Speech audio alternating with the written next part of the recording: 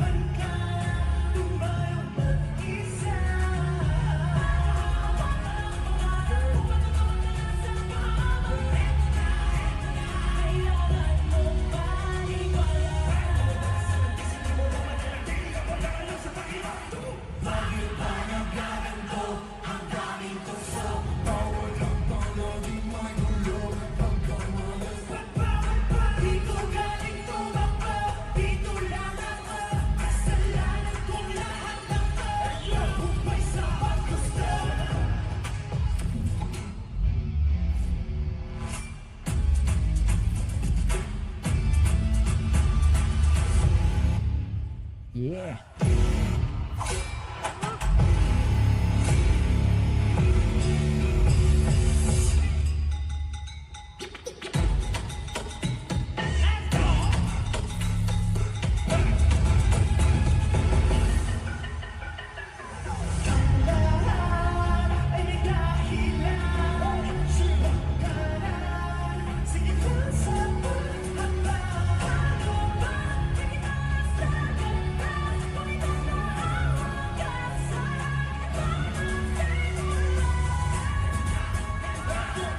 Yeah.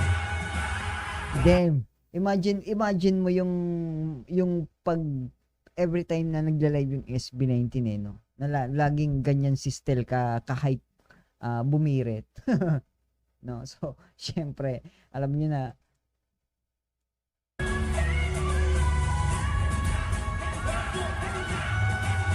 yeah.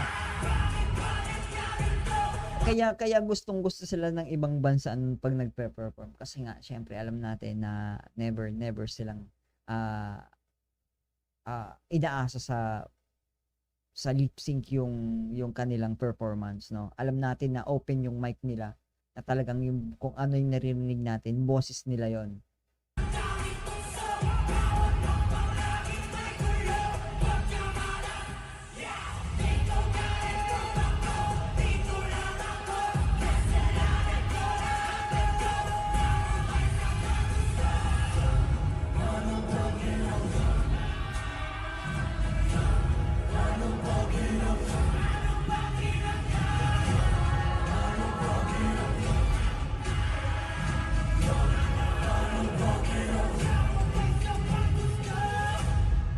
Yeah.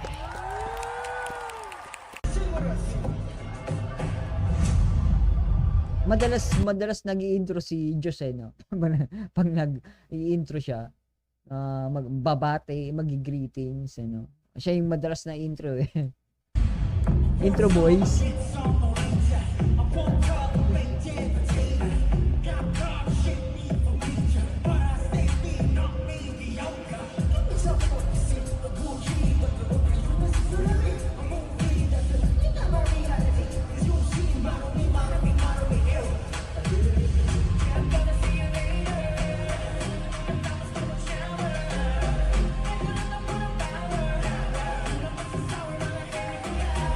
Ito yung, sige, anyway, issue kasi yun eh.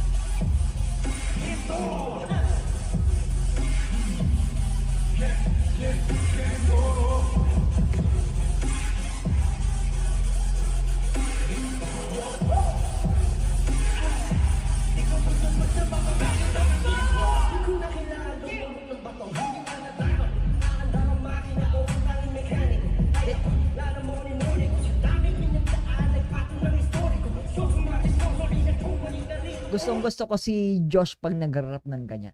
Narinig ko sa kanya yung si Kendrick Lamar. Especially doon sa kanta niya doon sa yung sa Memories nga. Yung sa Memories, ko si narinig ko si Kendrick Lamar sa part ni ni Josh doon.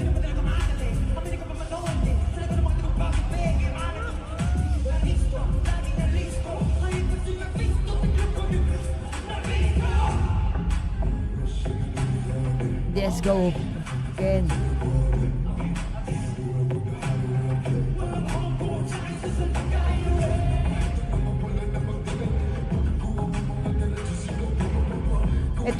Ito yung magandang boses kasi kay Ken kasi singing voice, rapping voice bagay eh, pati yung pag-rap niya, 'di ba?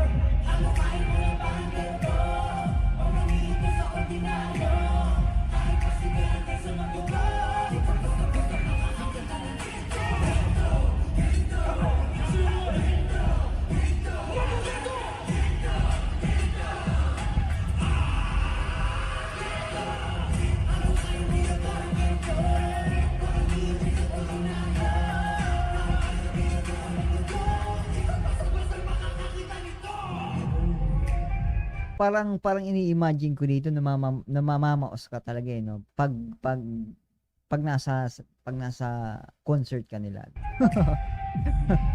Kaya 'di ba yung I think ang susunod kong sasauluhin na kanta ng SB19 is Wakas. Alam mo 'yan?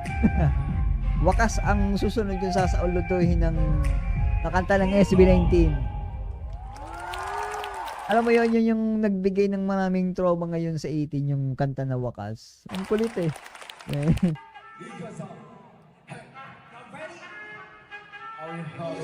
Uy, okay.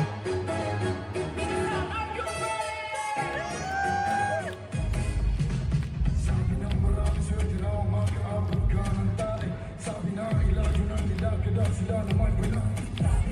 Hindi ko ba sa husay,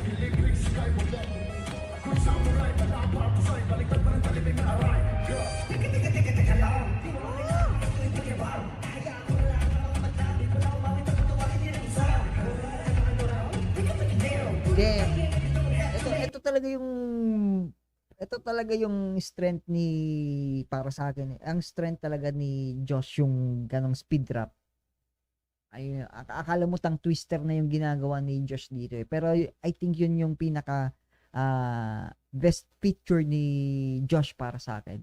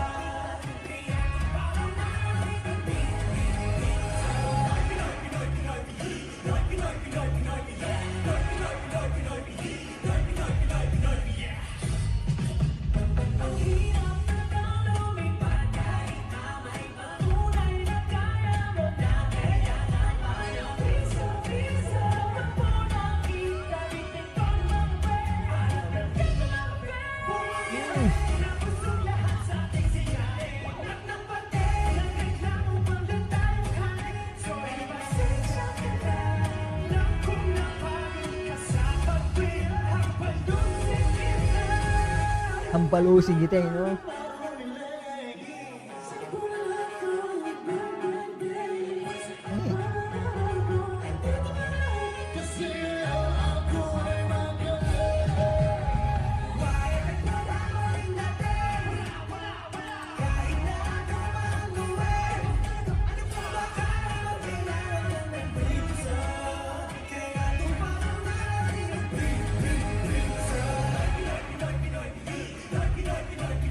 Siguro ang sasauladuin kong step ng sayaw ng SB19, ito yung Noy Pinoy Pinoy Pinoy Pinoy.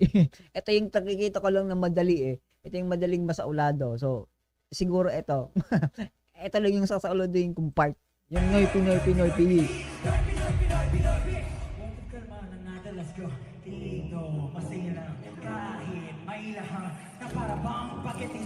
May sa baba sa taas.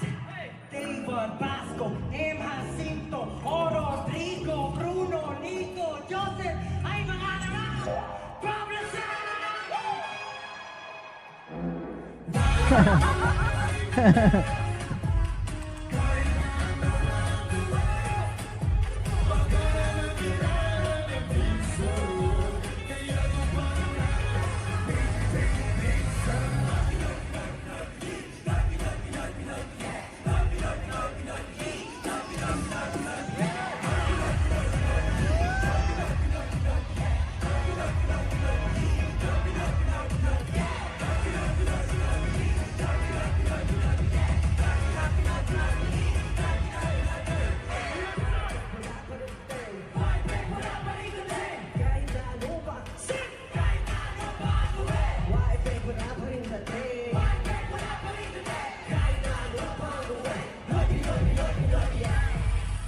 Yeah.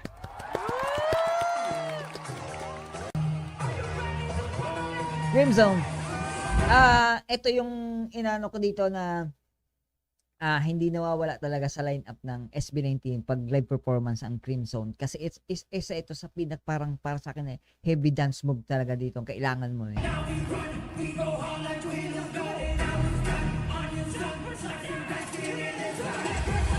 Ito yung kanta na talagang kahit hindi marunong sumayaw at mapapasabay talaga.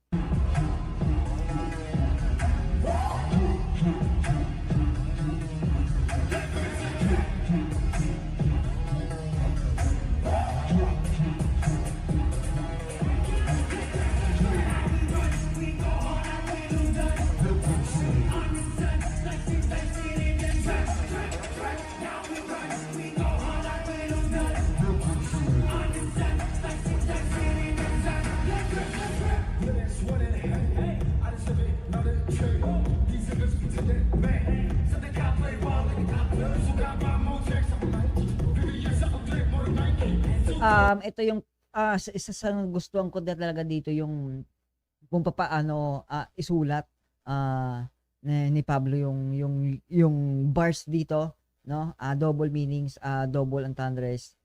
Andun talaga eh. So talagang eto yung masasabi mo na para sa akin na hindi na ito masyadong pop, kundi i-categorize ko tong Crimson sa hip-hop. Pero syempre may pop pa din, pero heavy hip-hop yung nakikita ko. Heavy hip-hop influence yung nakikita ko sa pagkakasulat nito. Catherine Mendoza, hello Caps, thank you for subscribing.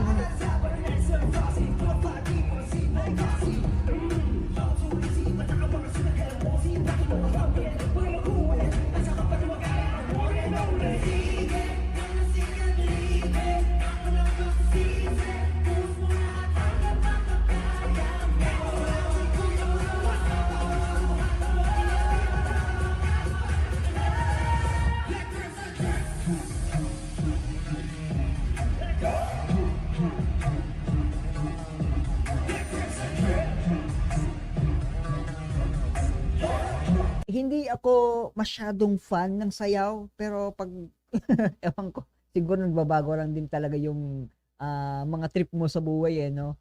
Pag siguro masabi ko na influensyahan ako ng SB19 kasi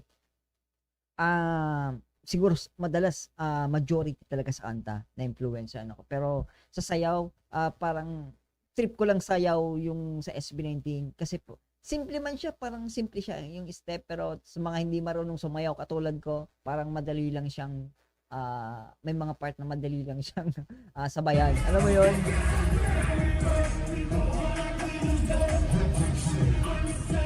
Ed, ilan dito yung paulit-ulit na nire-replay yung wakas? Yun lang, naalala ko lang bigla. Sino dito yung paulit-ulit na pinagre-replay yung kanta ng SB19 na wakas?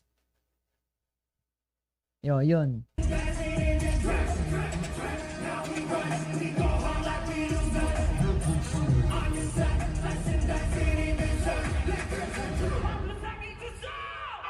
Let's go!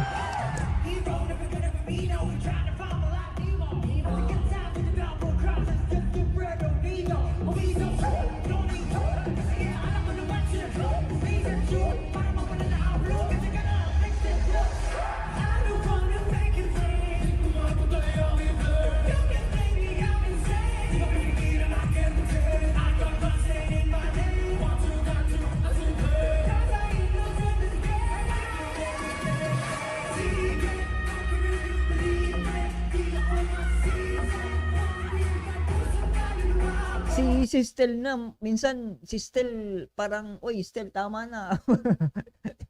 Minsan sinasabi, oy Stel tama na yan, baka nasusobrahan ka na dyan di ba?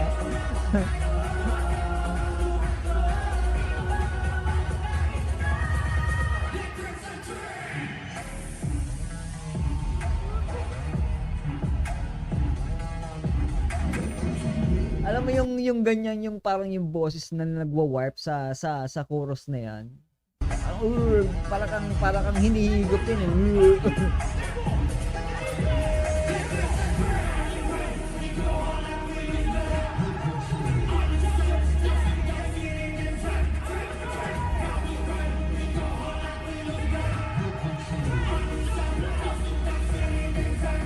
Drips and drip.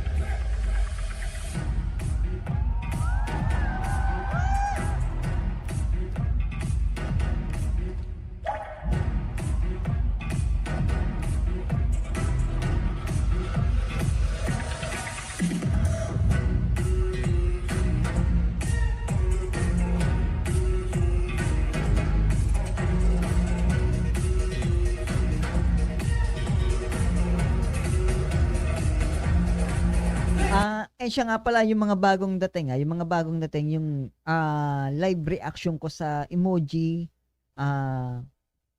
music video reaction nasa pinakaunahang part nitong live So yun. Check nyo na lang.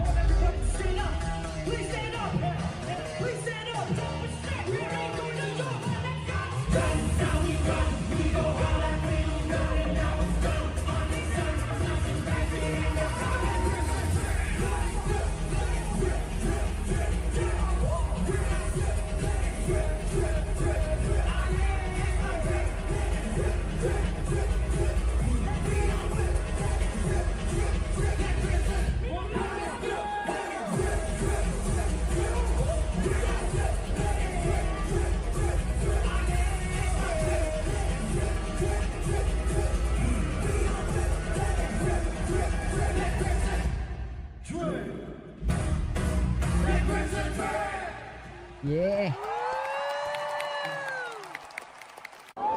May isa pa, may isa pa.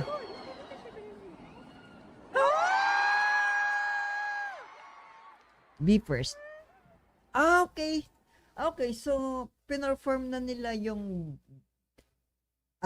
it makes sense naman kasi yung Be First is a Japanese J-pop, no? So parang ito na yung pinaka-preview nung ano nila, no? Pinaka-preview nung actually hindi siya preview, total performance na to ng ano ng SB19. So ngayon ko lang to nalaman na pinorform na pala nila tong Toy Friend. Okay. Sobrang late ko na nga. Sobrang late ko na nga, men.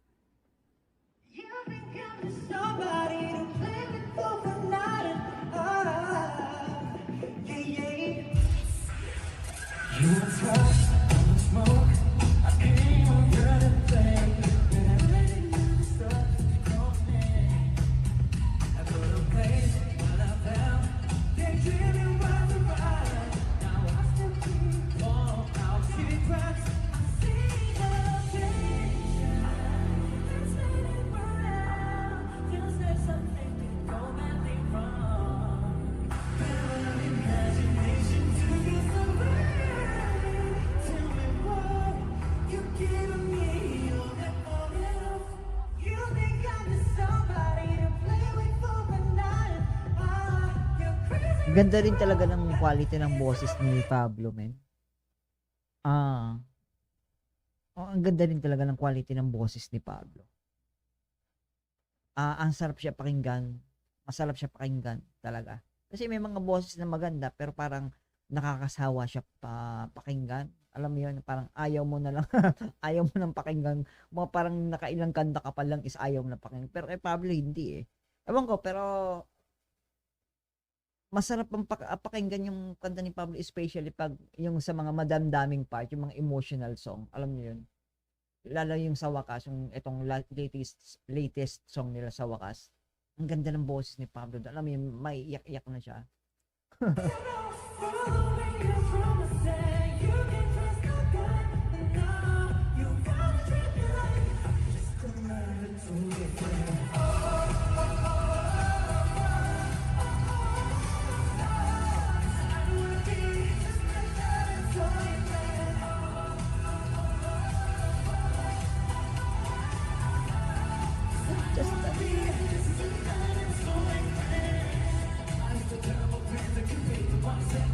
Ito yung sinasabi ko ng just another toy friend. Laro ang kaibigan. Laro ang kaibigan is like parang ano 'di ba yung ito yung isa doon sa video reaction ko na parang ginawa mo lang rebound yung isang tao. Toy friend, ginawa mo lang laruan. Kaya ito yung tanong ko na nakaranas na ba yung SB19? Naranasan na ba ng any member ng SB19 kung na mapaglaruan sila ng ibang tao like dun sa ano.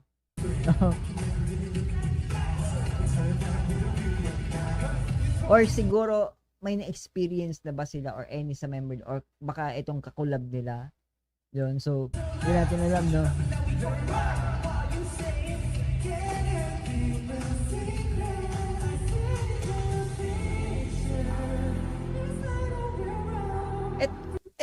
Ito yung madalas kong napapansin yun sa kanta ng SB19 na may yung mga kanta nila na although maganda sa vibe, maganda yung vibe dahil nga upbeat yung instrument. It's like more on EDM, yung pwede siyang sayawin. Pero yung kung papakinggan mo yung lyrics parang sobrang depressing no. Alam mo yun? Kung napapansin nyo sa ngayon, yung mga song nila na yung upbeat, try nyong i-focus yung upbeat ngayon na kanta ng SB19. Oo, maganda siya sa mood kasi mapapasayaw ka. Pero kung i-check mo yung mga lyrics, di ba?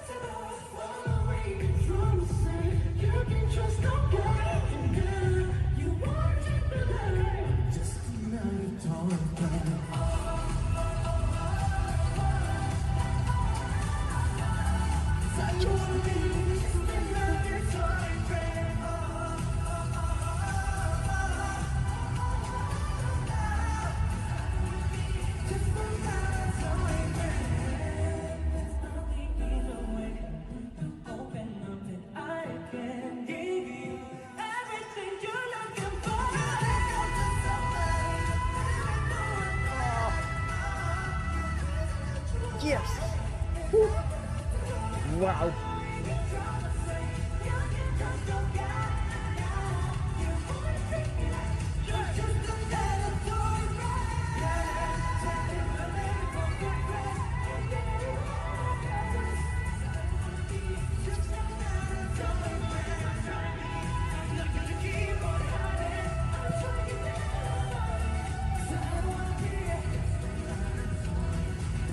Yeah!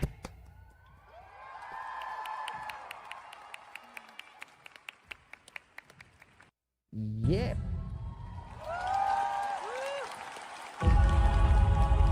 Yeah, naano na natin yan. So, yeah, I think diyan muna.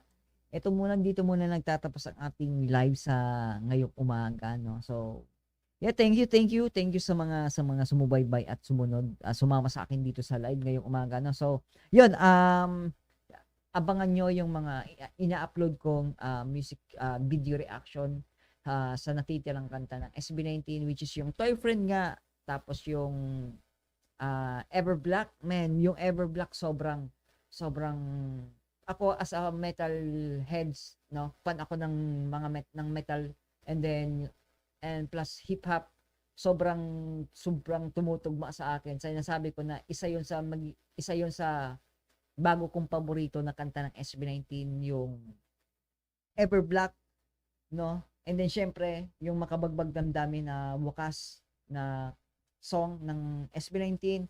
So yun, abangan nyo. Ngayong araw yon, ma-upload yung tatlo na yon na song. So yun, abangan nyo. And then syempre again, susunod tayo na magla-live, no? Abangan nyo. And then syempre thank you again sa patuloy na sumusubaybay at sumusuporta dito sa ating YouTube channel. So yun, syempre sa ngayon out muna tayo, and then syempre balik tayo sa live sa mga susunod pa maya-maya siguro. So yun, and then syempre again, sinasabi ko, kung nasan man kayo, ingat lagi, and